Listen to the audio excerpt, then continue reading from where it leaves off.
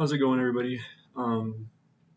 Today we're going to go over how to use the 2D CFD template that I made. First things first, we need an airfoil. To do that, we're going to go ahead and go to AirfoilTools.com. I'm using Edge right now because when I try to open it in Chrome, I get a couple issues. So just keep that in mind. If you try to go on it and you can't, try to do it on Edge or vice versa.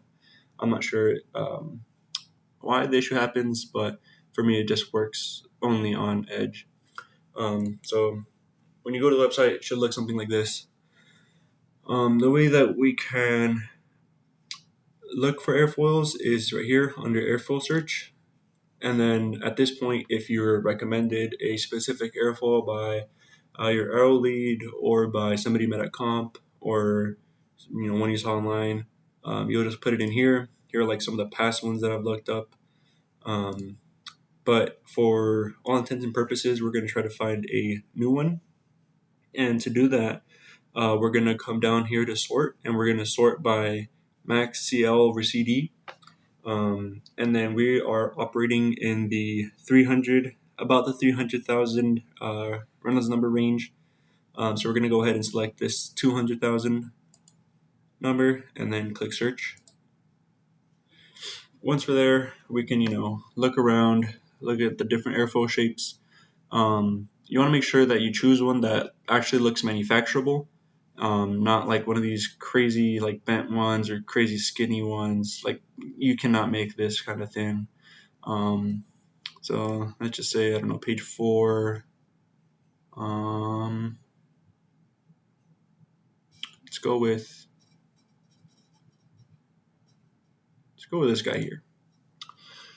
So the E385, I believe it should be an Epler. Yeah, Epler airfoil. This is a pretty popular series of airfoils. So what we're going to do now is actually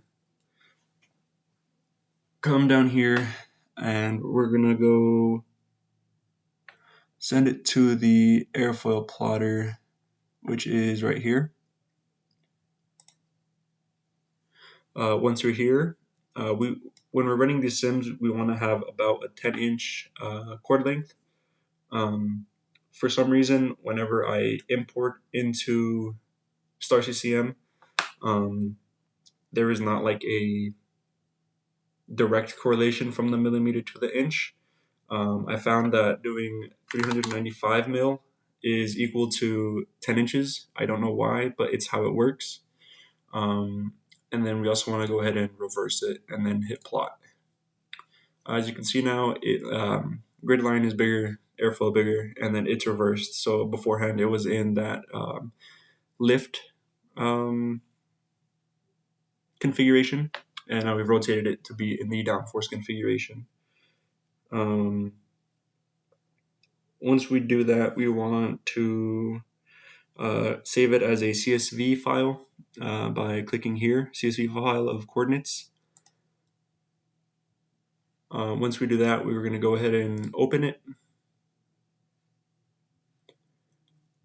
So once we're here, there's kind of a lot of garbage in this Excel, namely like all this we need to delete. We scroll down, you have this camber line, you want to delete this data set, and then this chord line data set as well. So the way that we're going to import this into STAR is as a 3D curve. So to do that, we have to add an extra row of zeros for our Z value, like into the page. Once we're good there, we're going to go ahead and save it. And then we will move on to STAR-CCM. Once we're here, we're going to go ahead and hit open or load a file. So the way that this works is that you can select how many cores to run this on. This is dictated by your laptop or desktop. Typically, you want to use as much as you can. I am RAM limited. I have 14 cores of 14 core CPU, but I only have 16 gigs of RAM. So for doing something like this that uses very little RAM, I can use pretty much all 14. I have some other stuff running in the back, so I'm not going to do that today. I'll just stick to 10. But when I'm doing something like a full car sim, I do serial because it's very RAM intense, and so I can only run it on one core. Another thing is if, say, you think you have 6 cores, but you have 4, and you try to put 6, you'll get an error, and that's just because you're asking for what your laptop or desktop does not have. From there, you want to make sure you have this set to STAR-CCM power on demand, and then make sure you have your key, the correct key that was given to you by your lead. If you don't have a key, be sure to reach out to them, and they should be able to hook you up with one. Next, you want to load the file. This file should be given to you by your lead. And then just go ahead and hit OK, and it should load the file.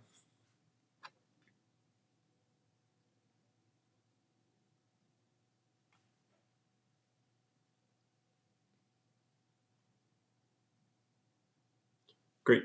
Now that we're here, we want to go ahead, File, Save As, and then we'll name it 2D Sim, and then the name of the airfoil, which was E385.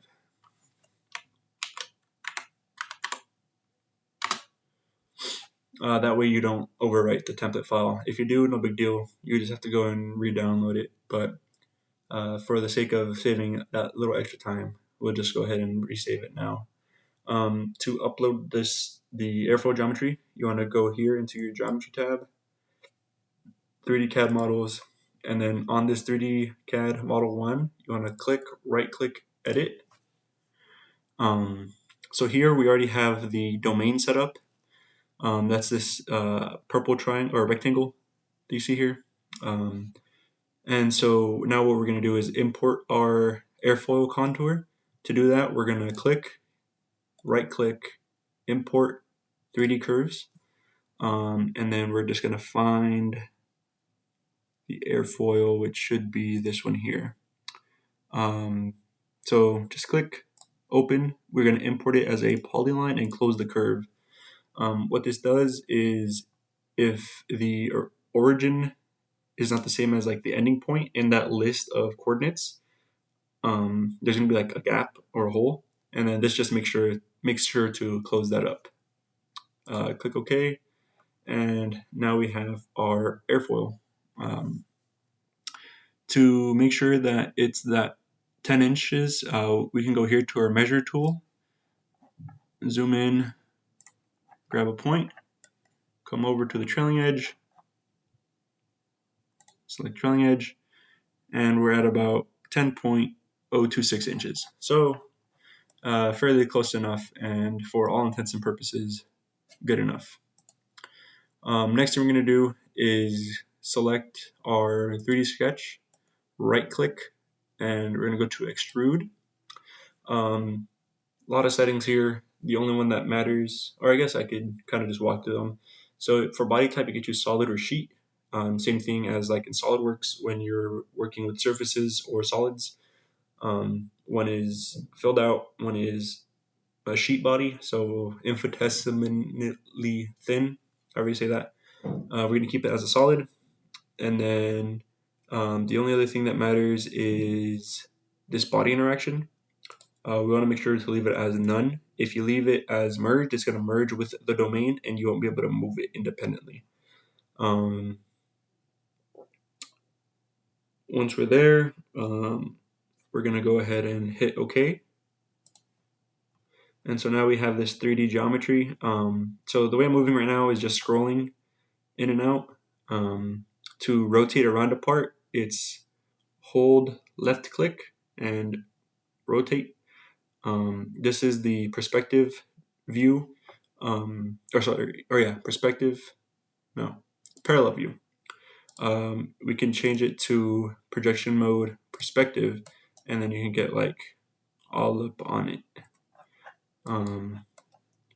If we want to quickly come back to that other view, we can just hit this back arrow till we get back to the view we were at originally, or you can come here and select the one that suits us. In this case, it's the top view. I'm not sure why that is. I think I set up the domain in the wrong orientation, but it's fine. It's no big deal. Once we're here, we see we have our new body. We're gonna go ahead, right click, rename it, and then I'm just gonna rename it to the airfoil name. So the Epler 385.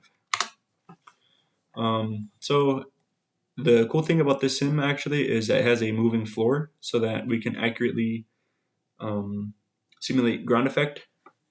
And so to actually move this body,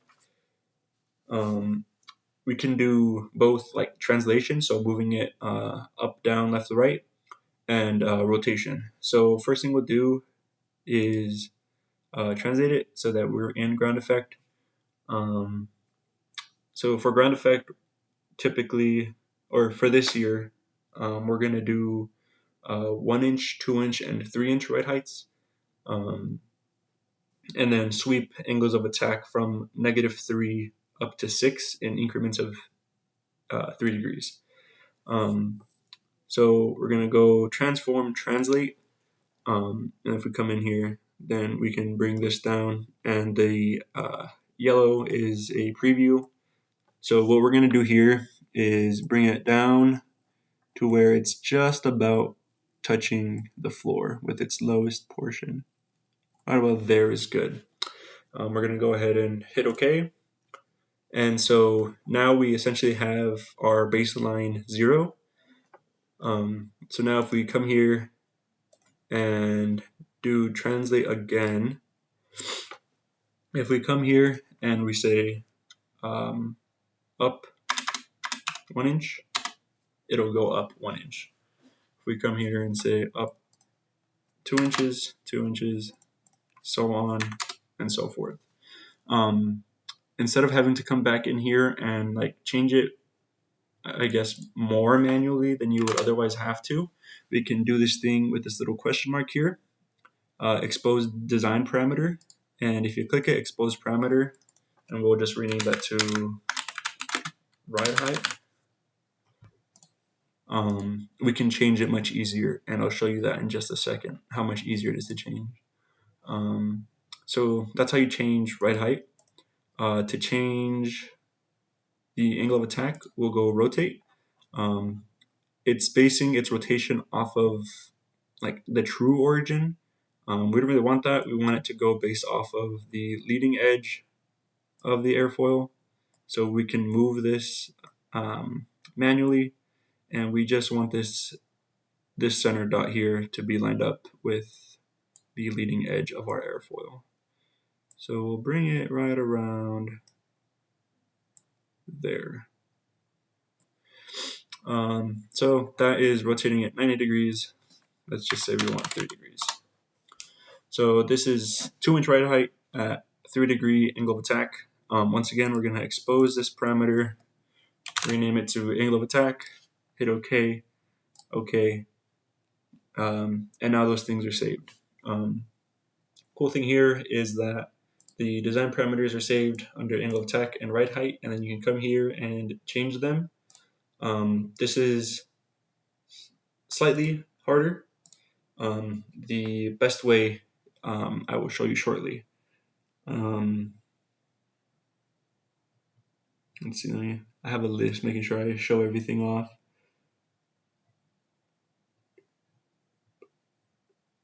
Okay, looks like that's it for this section. What we're going to do now is hit this update 3D CAD and close 3D CAD because we are done with this section here.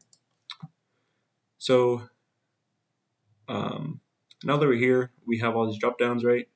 So this is the 3D CAD drop down that we were just in. And then if we go to design groups, we can see that we have that new airfoil we just uploaded and the domain. So these are just CAD, but they're not parts within the simulation. So if we come down here to parts, we see that we have a domain and this thing called subtract, which we'll get into shortly. And then how I was saying that it can be really easy to just change those parameters. we can come here into design parameters and change them from here. So you can see we have our angle of attack and our ride height available to be changed through this design parameters very easily. What we're going to want to do is come here to domain and update it. But before we did that, we should have come here and make this a new geometry part. All these settings are good. It's just, how are we taking this CAD and making it into a part for the CFD to play with, essentially. Hit OK, and so now we have our part in our parts folder. Now we have these operations. Essentially, what happens here is the subtract takes the domain, the purple box, and subtracts the outline of the airfoil from it so that there is a type of cutout that air flows around, and then that generates forces that we record and we can then see. So to do that, we have to click subtract, and then you have input parts and target parts. Our input parts will be the domain and the airfoil, and then target part, which is the part that's left, is the domain. So we're taking, essentially the airfoil is a knife, the domain is a cake. So we're taking the knife and chopping it out. So we'll select both of those, and we'll run the subtract. Then we'll run the badging for 2D mesh, and run the automated mesh. Very quick to run. If you haven't run 3D Sims yet, this is insanely fast. You'll see how much slower this can be. So this is essentially ready to run. I'm not sure if I have a solution ran already. If, say, you do this and you do your run, and you want to you come and change the angle of attack, that run is still saved. To clear the run, you want to go to solution, clear solution, and fields. Let's see. So if you want to look, you can look at all of the physics models I used.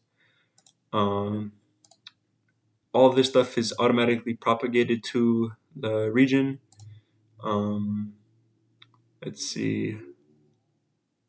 If you want to do more iterations, you can change the maximum step file. I found 400 to be plenty. And then you can add reports if you'd like. This runs a report on the coefficient of drag, coefficient of lift, downforce drag, and frontal areas.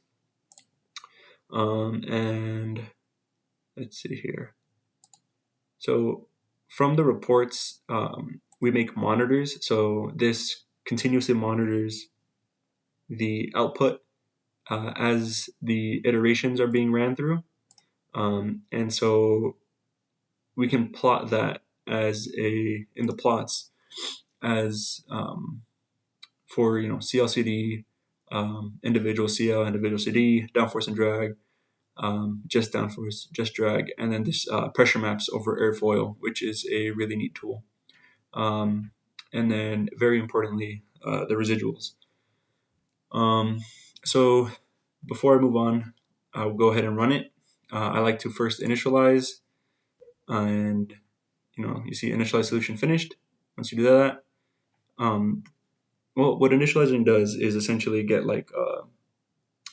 you set up initial conditions in your physics, and it's just putting in those initial conditions and getting sort of the first iteration out of the way, and making sure there's nothing crazy broken. I've ran some sims before where it's right off the bat, it's like, hold on, why is it 1,000,000 degrees in here, or something crazy like that? And then I'd be like, oh, oops, I put my initial conditions incorrectly. So it's always good practice to initialize your solution.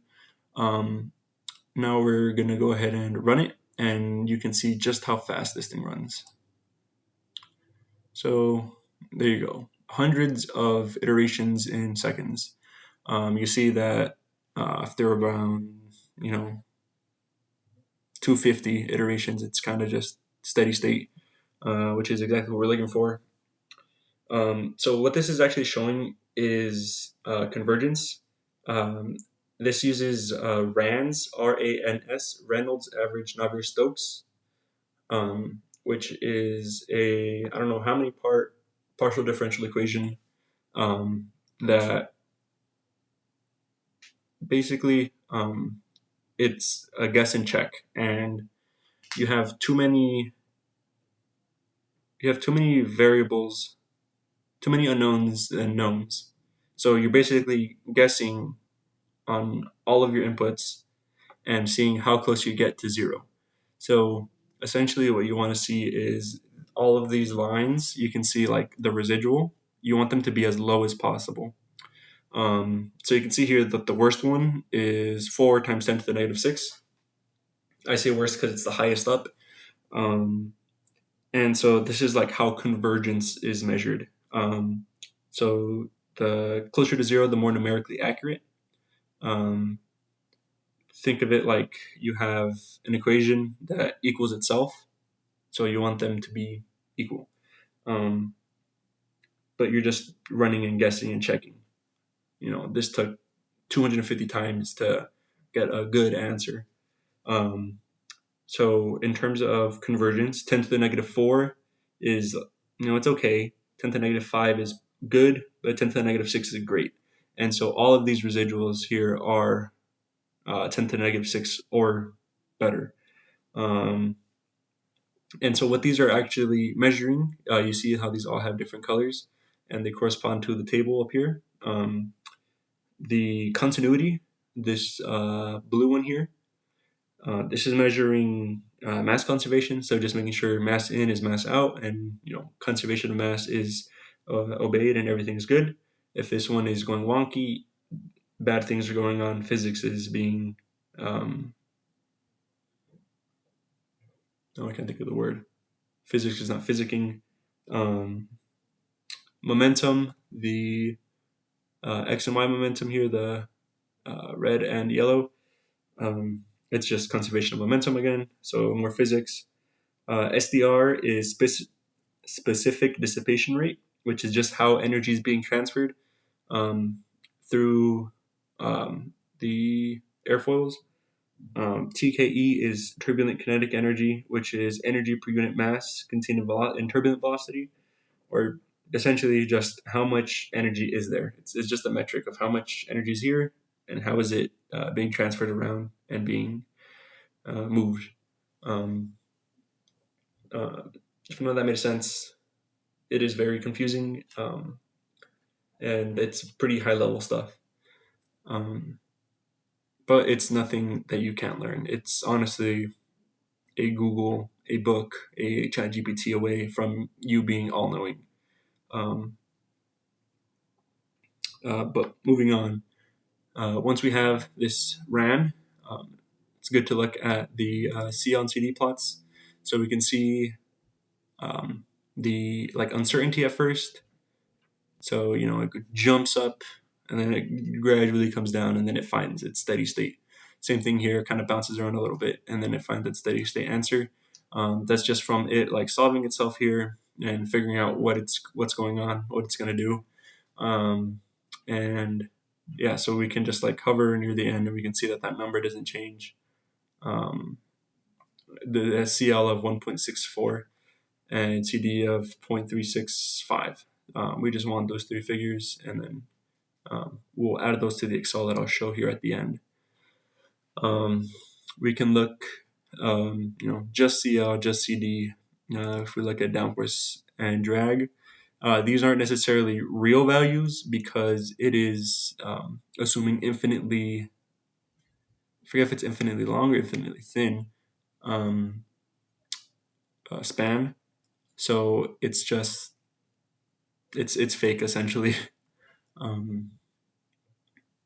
It's just, the CLCD, and then it tries to give its best guess based off of the chord length given. This is just because it is a 2D sim, and downforce has an area metric to it. let's see, downforce drag, and then pressure map over airfoil. So this is interesting. Might kind of seem like what dots? Okay. We'll jump right back into this in a second. Go into the scenes. Oh, should have showed this first. In our mesh scene, we can see, how everything ended up meshing. So this was the purple box, the domain, and this here is your airfoil. So this airfoil has several prism layers built up to try to accurately represent the boundary layer that's forming around it.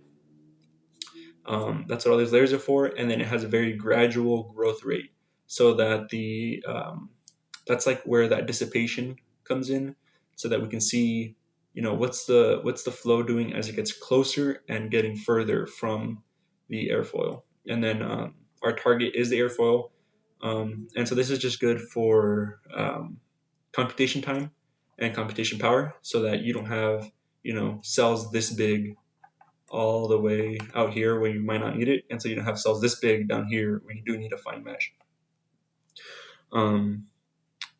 Moving on to the result from running the mesh, we have two scenes.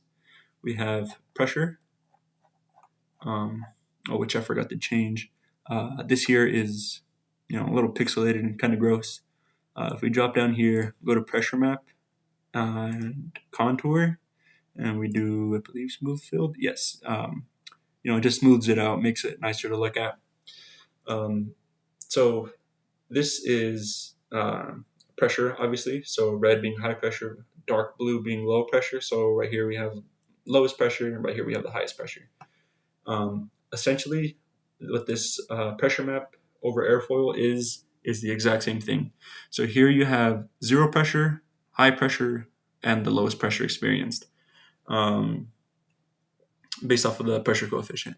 So here we see a crazy spike, so this is the pressure coefficient as moved through the airfoil. So if you think about it, the front of the airfoil is here, back of the airfoil is here. So at the front, you have a lot of high pressure. That is this point here, this stagnation point. And then as you move back on the bottom end of it, you have this super dark blue region here, crazy low pressure. That's this right here. And so as we move towards the back of the airfoil, you can see pressure rises gradually. If we come back to the pressure gradually rises. And then on top, it's fairly consistent, which, you can see here, pretty straight line until it comes back to zero when it meets the trailing edge of the airfoil.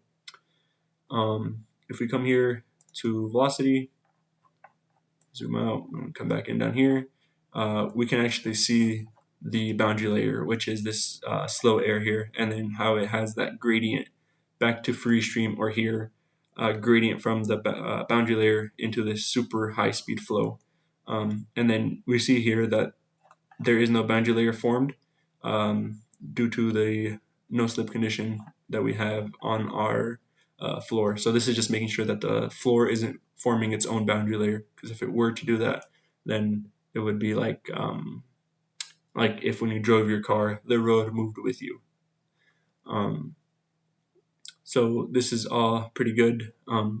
As we can see here, there's like a little bit of full separation, which is what we're seeing here with this discoloration. This flow isn't perfectly coming along with it, which is why we see this here where they don't meet at zero. This one kind of just drops off and ends at, negative 0.45, which is, comes from this here. Let's see, have I forgotten anything on my list?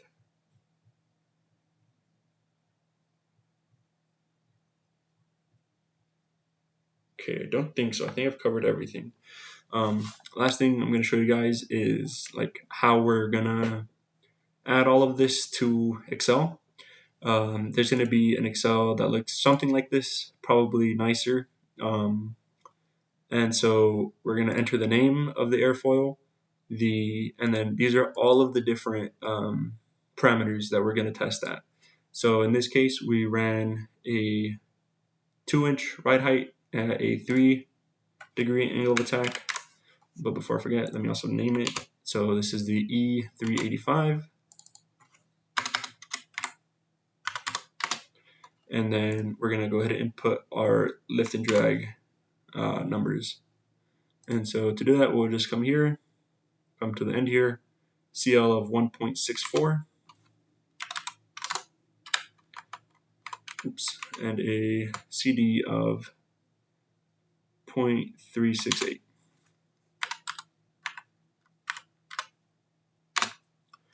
And so ideally, we're going to get to fill all these out, and then we can do a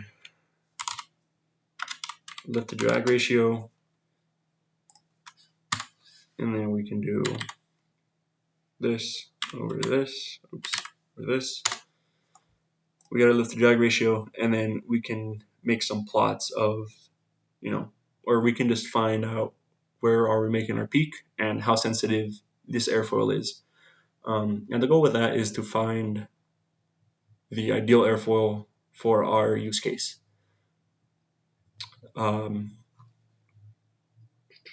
With that, I think that's all I wanted to cover. I hope that's all I wanted to cover. But yeah, with that, I hope you enjoyed this video, and I hope you enjoy the work that you get to do now.